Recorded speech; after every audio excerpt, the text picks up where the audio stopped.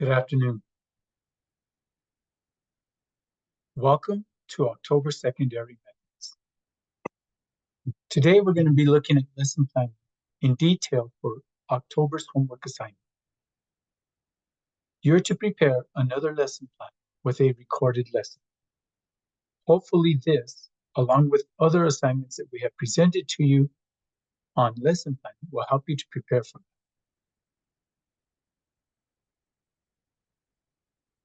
Our objectives for today are that we will review all the components of the lesson plan and add the next elements for the October submission. These were limited in our first submission. We'll also look at an exemplary model of a lesson, element by element, and what makes it exemplary. When we're finished, teachers will be able to describe the purpose of each individual component of the LEAP lesson plan template and apply it to their own practice.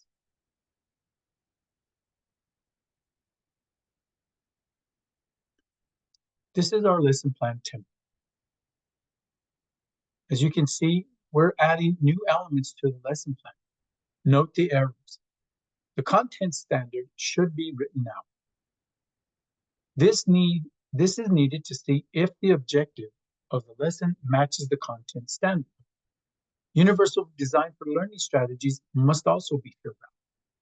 What UDL are you using for the lesson? October's homework assignment number 3, Making Connection Planning Practice, should provide you examples for you to consider to include for each of these boxes.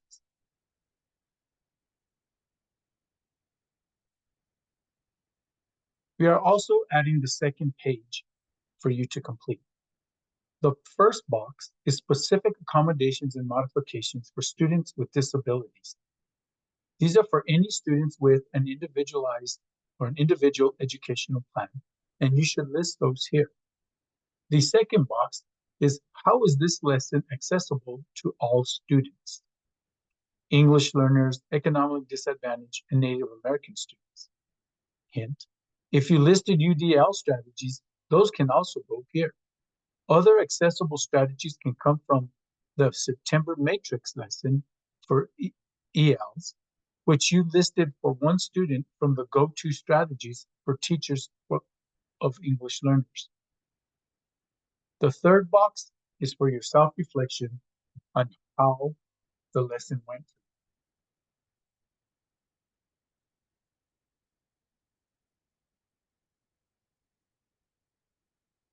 The first thing we want to look at is the skill concept fact strategy and academic vocabulary box.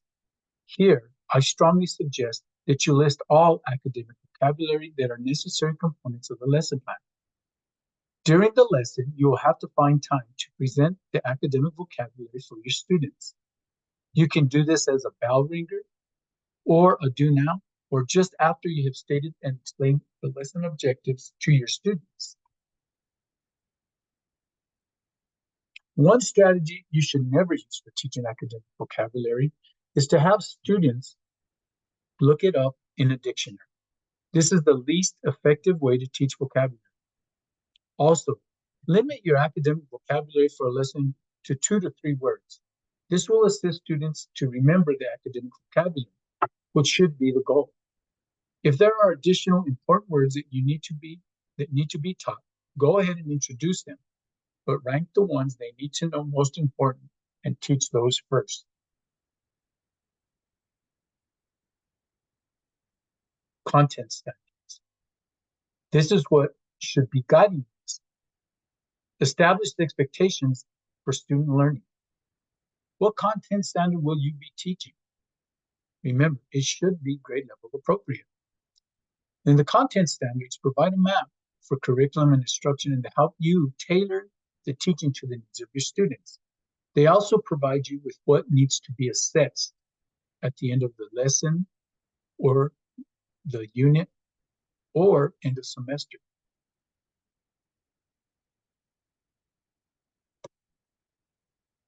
As you can see, the content standard must be written.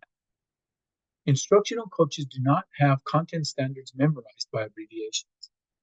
They need to be able to assess to assess if the lesson objective comes from the standard and if it is grade appropriate.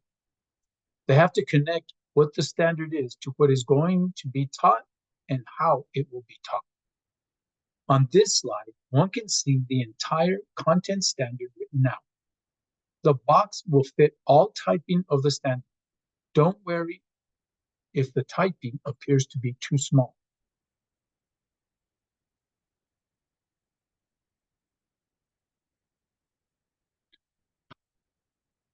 Next is the objective. It should not be for a lesson that will take more than one period. If it is, it needs to be rewritten to reflect which will be done that period. It can be measured, ideally by the end of the period, and this is what an exit ticket is also for. They are a quick way to gauge how well students understood the lesson's objectives.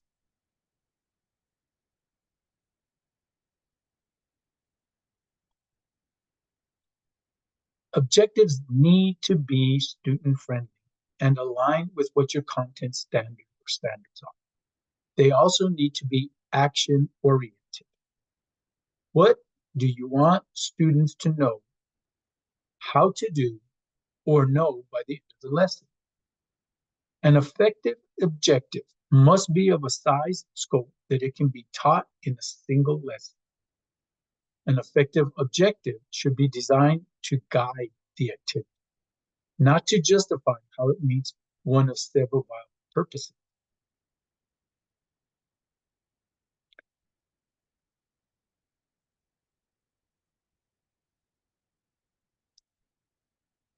What do you want students to know how to do or know by the end of the lesson?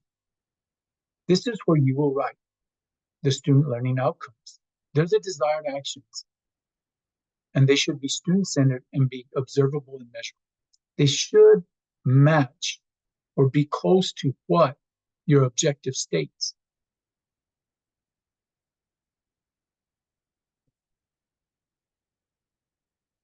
Here it has student learning outcomes are the desired actions or outputs. Students are able to successfully hit a softball, going from hitting off a tee to a soft toss pitch and finally to an underhand pitch. That's what in this lesson the teacher wanted her students to be able to do by the end.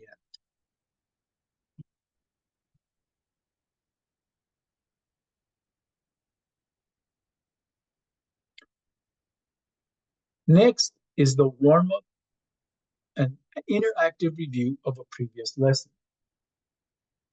How are you going to introduce your students to the lesson for the day? Is it going to be a bell ringer or a do now? Is it going to have something to do with academic vocabulary? And how can you connect it or relate it to a previous lesson or previous lessons? Here is where you can include universal design for learning. You can offer multiple means of representation, such as clarify the vocabulary, symbols, and language structures, or illustrate through multiple media. You can use multiple formats, for example, an illustration, dance movement, a diagram, a table, model, or a video, some comic strip or a storyboard, a photograph, any animation, or physical or virtual manipulative. Anything that will pique the student's interest and get them thinking about what is going to be taught that connects to previous learning.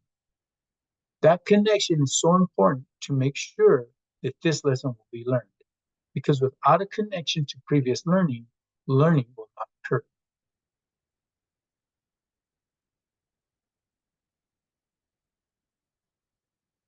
Another UDL strategy for representation is to connect prior knowledge to new learning. Anticipatory sets are one of the most neglected yet most powerful tools in a teacher's arsenal. They make a great first impression of your lesson. They can be used to activate prior knowledge, and activating prior knowledge allows students to make connections between the previous lesson's content and content from the current lesson. It also can be a way to introduce the lesson objective to students in a fun way. You can even add academic vocabulary into the segment, like a movie trailer for the upcoming words. In this example, the teacher used an interactive review of previous lessons by briefly reviewing the skills and concepts of softball and batting. She asked a question over key softball concepts to refresh students' memories. She said that she would demonstrate a short matching quiz with softball vocabulary to ensure the understanding of proper language. Should be proper academic language.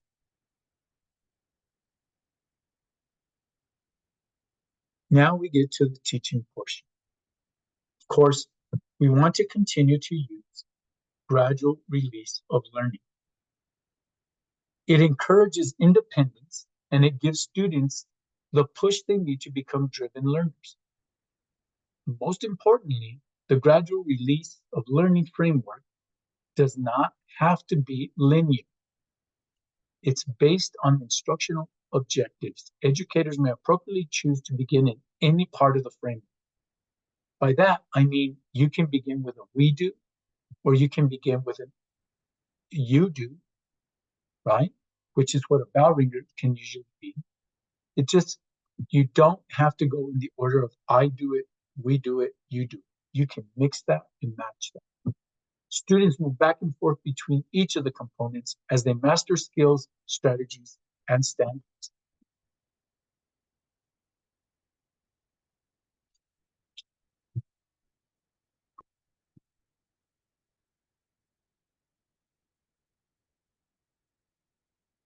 Let's first talk about the I do focused instruction.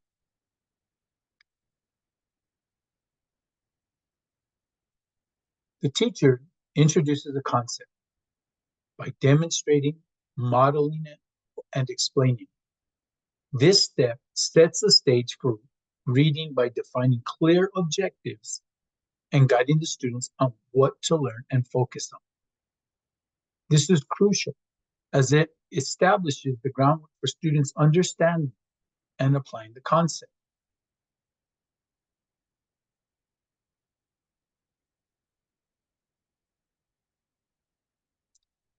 In this example, you can see how the teacher has detailed what they're going to do and when they're going to do it. Notice the numbering. I'll explain this more later. The important thing here is to imagine if you were to give this lesson plan to someone else to present, they could follow it step by step. If you are simply stating lecture to students, that is not clear information. It does not reflect what you will do to model, demonstrate, and explain, and then how the students will acquire the information necessary to meet the objective of the lesson. Be explicit. Write notes. Use timestamps. All of these will assist you in presenting the order that you want to do this.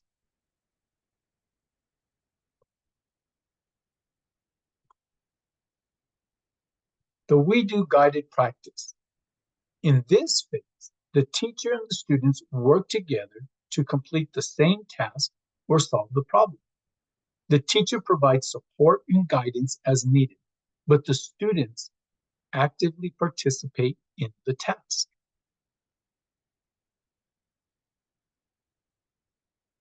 The We Do is broken up into two parts. The first part is collaboration we do. You can also do this on the board with the whole class using turn and talks and completing something together as you lead it by giving your students partially completed handouts to finish, for example.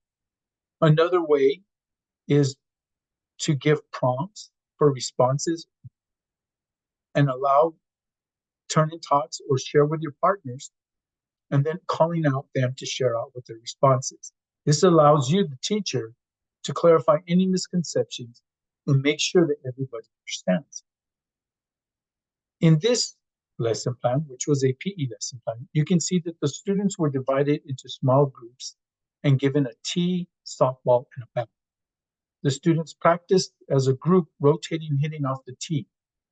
The teacher is the one who is there guiding each group as they do it. Very involved, modeling how to do a soft toss, how to place a ball on the tee, making sure everybody's in a safe distance, the bat, the grip, all of those can be modeled in a group setting.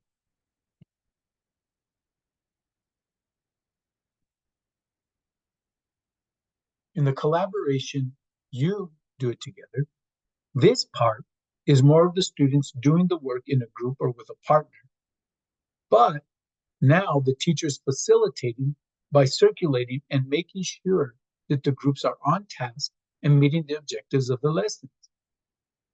They no longer have to be completely involved in guiding the responses. They merely walk around. If they are needed, they can assist by, again, modeling or demonstrating what needs to be done and clarifying any misconceptions. For example, if the teacher was here in this instance and walking around and noticed that a student had their hands on the grip reversed, she could point it out to them and then move along. The students themselves are much more in charge of the group and what is happening and their own learning.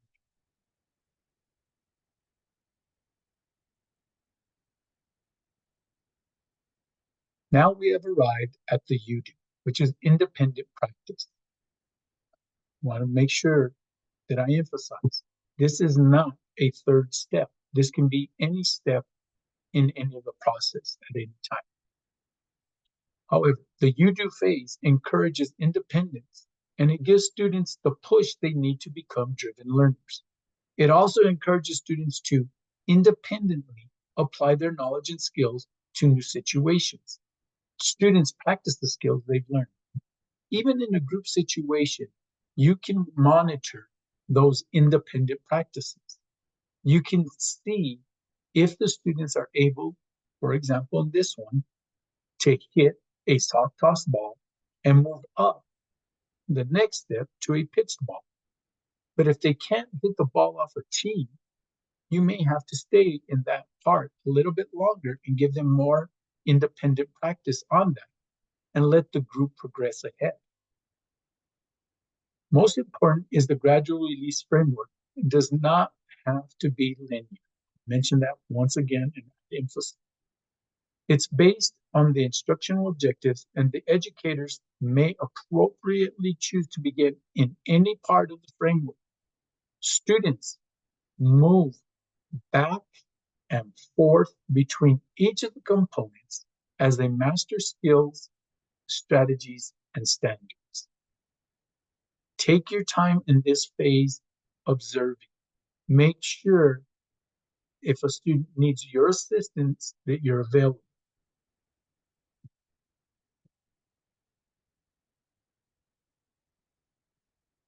We've come to the part now in the lesson plan of the closing takeaway. The closing takeaway should be, what is it that you want students to be able to do or know or be able to demonstrate when you have finished presenting the lesson?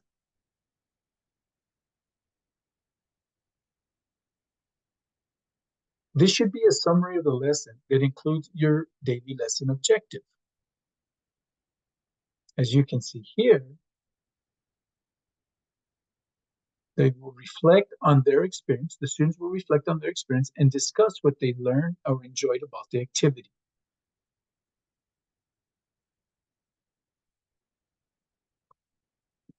Now we've come to the exit ticket.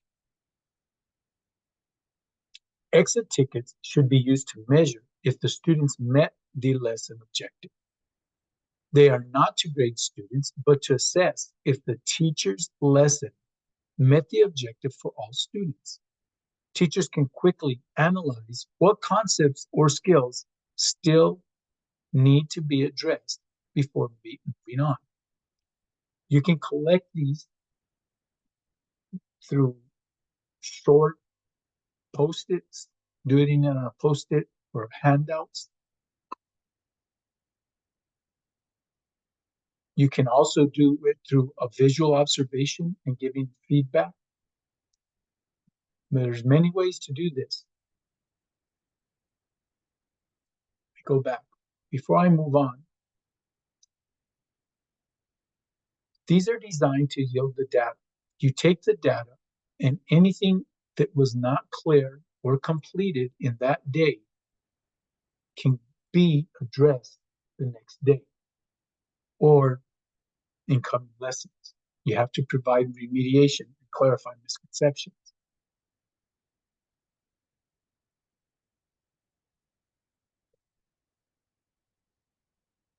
Now we've arrived at the universal design for learning. We have been talking about universal design for learning from the very beginning in pre-service back in July. I'm not going to go into a long presentation of what UDL is. We did this at pre-service. You had an assignment for it in August and in September. Additionally, it's very important that you complete October assignment number 3, Making Connections, Planning to Practice, UDL. Not only will it assist you with your lesson plan, but it is necessary to have this done before attending the October in-person PD. So before you begin completing your lesson plan for your recorded lesson, be sure to do assignment number 3. It entails watching some videos and understanding and filling out a UDL template that shows that you know which components were addressed in each one of those 9 categories. You only have to pick out one. But as you do this, you will become much more familiar and acquainted with how you can include this in your lesson plan.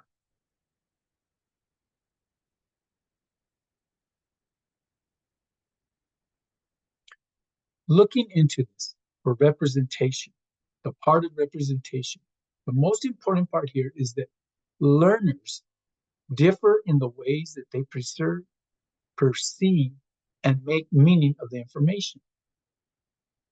You're going to have students who do not, maybe do not have an IEP or are even being in SAP or have a 504 plan, but need something extra, and you can provide this in a universal way for all students to receive and take advantage of.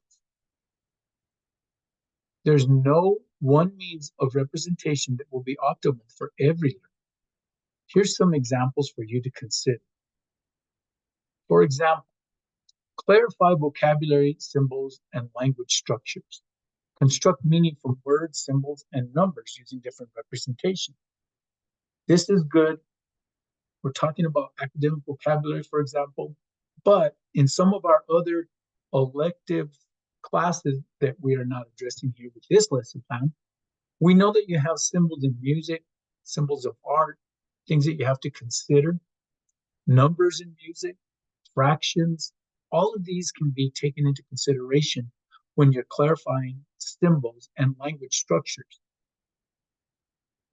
Another thing to consider is support in decoding of text and those symbols. Make sure that you don't get in the way of the learning goal. Make sure those don't get in the way. All right?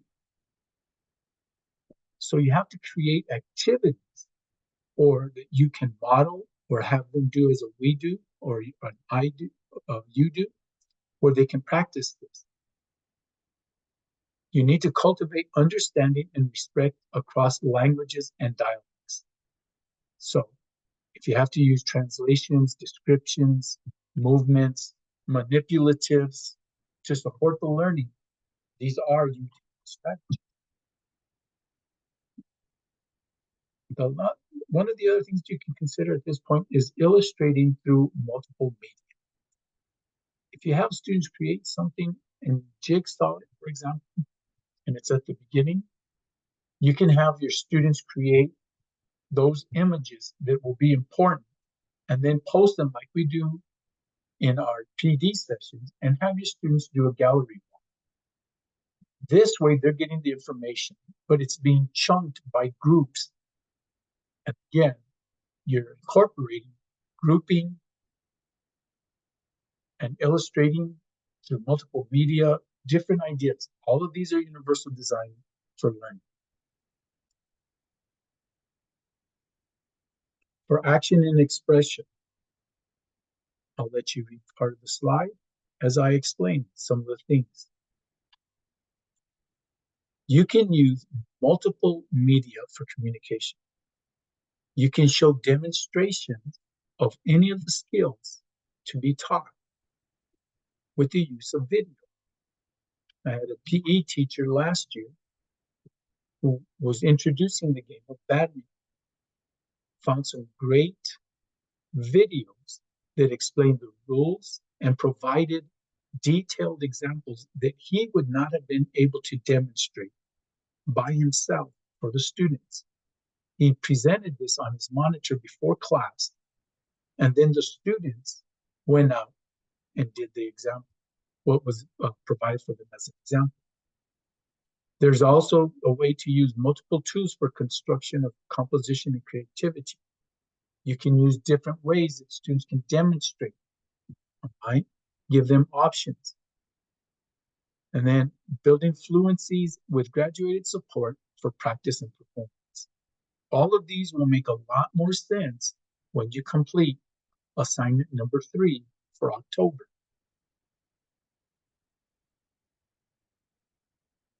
For engagement, one of the biggest advantages of using engagement strategies from UDL is optimizing choice and autonomy.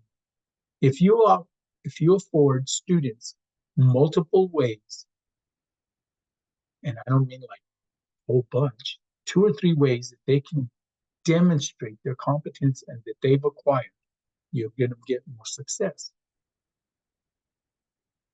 The other good thing about engagement that you can incorporate is the nurture of joy and play. Gamification, using different ways to incorporate games into your teaching. Make it fun. Make it something the students get and remember from, right?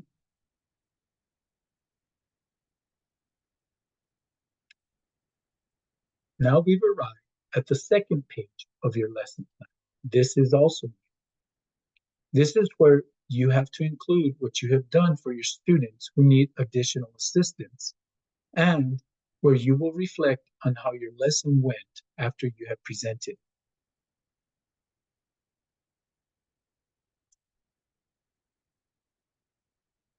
For student accommodations and modifications, it is required by law that you follow the accommodations set forth in a student's individual educational plan. These are very important and they are non-negotiable. You should list each student's IEP accommodations and the initials of the student that those apply to. A lot of these can also be incorporated with universal design for learning so that other students can also benefit from these accommodations. That is the goal and the purpose of universal design for learning. But we still have to make sure that we are meeting the accommodations of each individual student who has an IEP.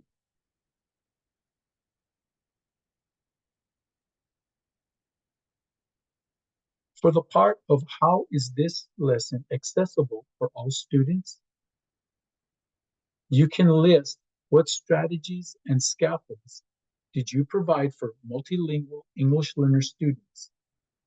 These can be things such as front-loading the academic vocabulary at the beginning of the lesson, using graphic organizers, providing grouping of students, and most of the strategies that you have already listed in Universal Design for Learning.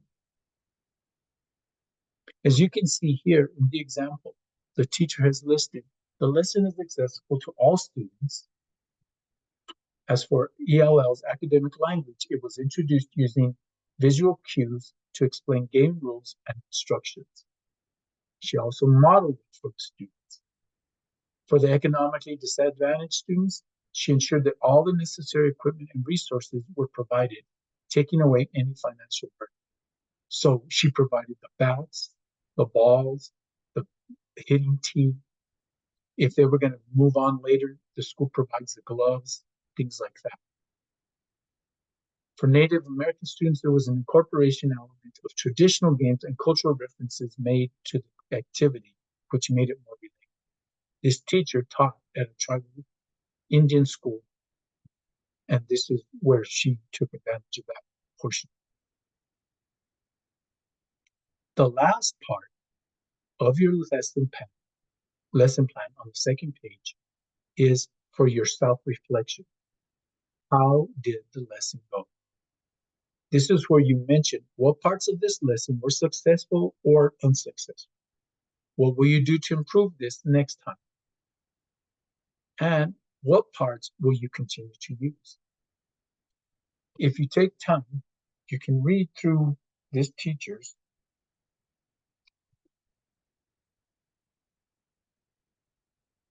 and notice the detail that she provided in her reflection. Remember, this lesson plan should be exemplary for you. You have to provide 4 examples of exemplary lesson plans for your end of the year portfolio assessment. This will be the first one that we will use for that. The more detailed, the more explicit you can be about it, the better it will be. And the easier it will be for you to use in discussion of your artifact when you get to the end of your portfolio. So don't take shortcuts. Make sure that everything is included and give details.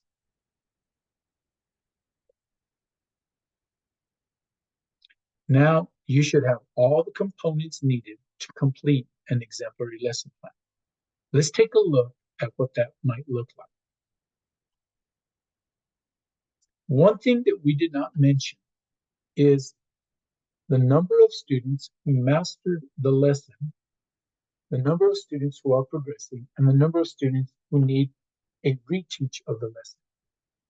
This is something that can get gathered from the data of observation and from your exit tickets.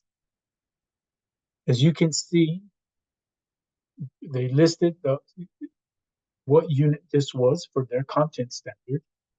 Here you have all the vocabulary that they will need to learn. Specific to, this is tier 3 academic vocabulary. As you can tell, where you see T, choke up, right? A level swing, underhand pitch, soft toss. Soft toss, same. These could also go with baseball and some other skills in physical education, but we need to know what those are. Next, we take a look at the content standard. She has it as content standard 1, benchmark. The only thing missing here is what grade level this came from. She should have had it listed. She missed that part, but this was for an 8th grade physical education class. She did write out the whole content standard. It was to demonstrate competency in many movement forms and proficiency in few movements. Basic individual activity skills to display a combination of skills in response to a variety of activity. Tennis serve, forehand, golf drive, chip, pitch, putt, right? And then make point of contact with stabilizing arms and legs. So if I go from next thing, next thing we have then is the materials that they will need. They're going to need bats, a batting tee or several because you're using groups, and softballs. But if I go to look at the objective, it says students will demonstrate and perform how to successfully hit a softball going from hitting off a tee to an under pitch. And I come back here and I can find that this was something that came from hitting implement in the content standard. Next, we can see that what she wants her desired outcome to be. Students are able to successfully hit a softball going from a hitting tee and finally to an pitch. It's almost the same, and it can match what the objective was. We don't have to go into great detail there. Now we get into the it says number the sequence of gradual release. Remember I told you we would take a look at those numbers at a later time. Here we go. All right. Oh, I jumped. Let's go back. Her warm-up, since it was a PE class, was for stretching and agilities and to raise the heart rate with movement during that agility portion. Okay. Her interactive review of the previous lesson was briefly review the skills and key concepts of softball and bat. Ask questions.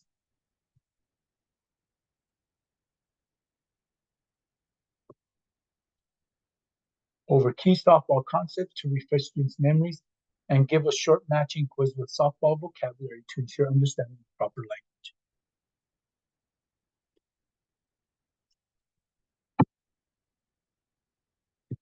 Now we move to the gradual release design. So when I look here at numbers, I have everything filled out. So let's see where it goes. 4, teacher directed. She started out in this phase here. I demonstrate the proper batting stance and level swing technique to the class, explaining the key points to remember, such as gripping the bat correctly, feet shoulder width apart, and keeping the swing level. So now, what did they do? So we go to 2. She had them demonstrate that independently. This is a you do. Each student will demonstrate proper grip of the softball bat, and they will demonstrate a proper stance for hitting a softball on the swing. So they went from I do to you do. Notice, not linear. This is something that we emphasize. I go from 2 to 3. Teacher states I will demonstrate how to properly hit off a tee, and once that is mastered, okay, so I want to find 3 or 4. 4, you do it together. The class is divided into small teams, and each team will practice hitting off of a tee. From here, she went to collaboration. We do together. Students are divided into small groups. Students will practice as a group, rotating, hitting off the tee. Once each student has successfully hit off the tee, they will take turns soft touching. So she has progression. She went from 5A, they got this correct. Now she progresses to 6. Okay. You can see over here, 5A actually went to 5B, where they successfully hit off the tee, then to 6A, now 6B soft toss, then a soft toss. And they can follow those numbers. Why is this important? It gives you cues on where to go, but it will also give anyone who is looking at that, they're able to know the sequence that should be followed for teaching.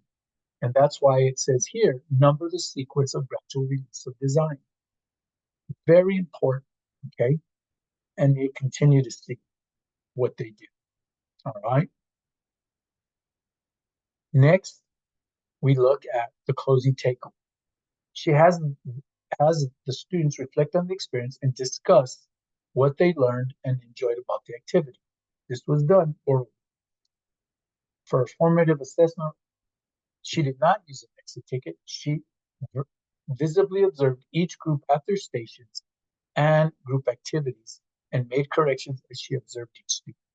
Remember, formative assessments do not have to be written. Here, they were observable. She could see what they were doing and she made the corrections. That's assessment in the moment, okay? Now we talk about the universal design, okay? Here in universal design, she offered multiple modalities. She explained the rules verbally. She gave written instruction. She showed demonstration of each section and that was to be done in the lesson. She is the one who made sure that each student was able to do it and after she demonstrated. For action and expression, she allowed for flexible grouping. Okay, she gave the students opportunity to pick their stations and the groups that they wanted to work with. This gives them agency.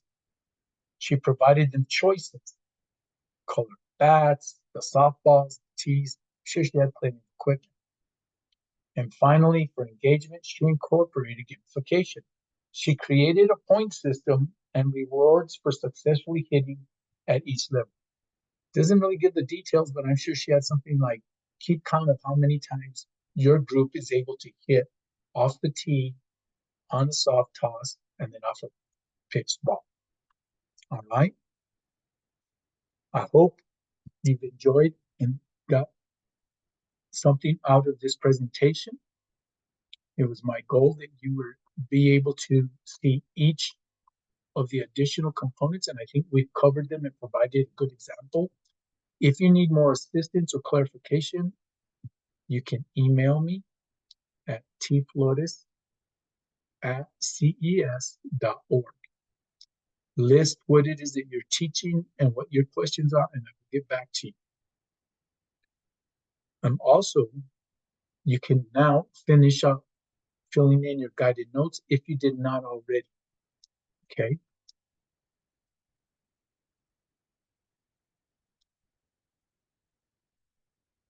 Here is the QR code, or you can type in the URL to access and complete the attendance form.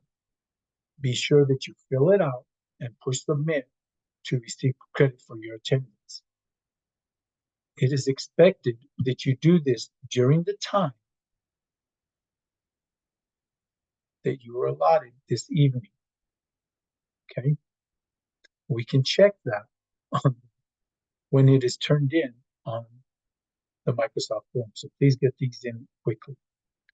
Now that you have all the parts to put your lesson plan together for your recorded lesson, I wish you good luck. And again, if you need assistance or would like more clarification on anything, even if you want to share your lesson plan for review, email me at tflores@ces.org. And I hope you have a good rest of your evening.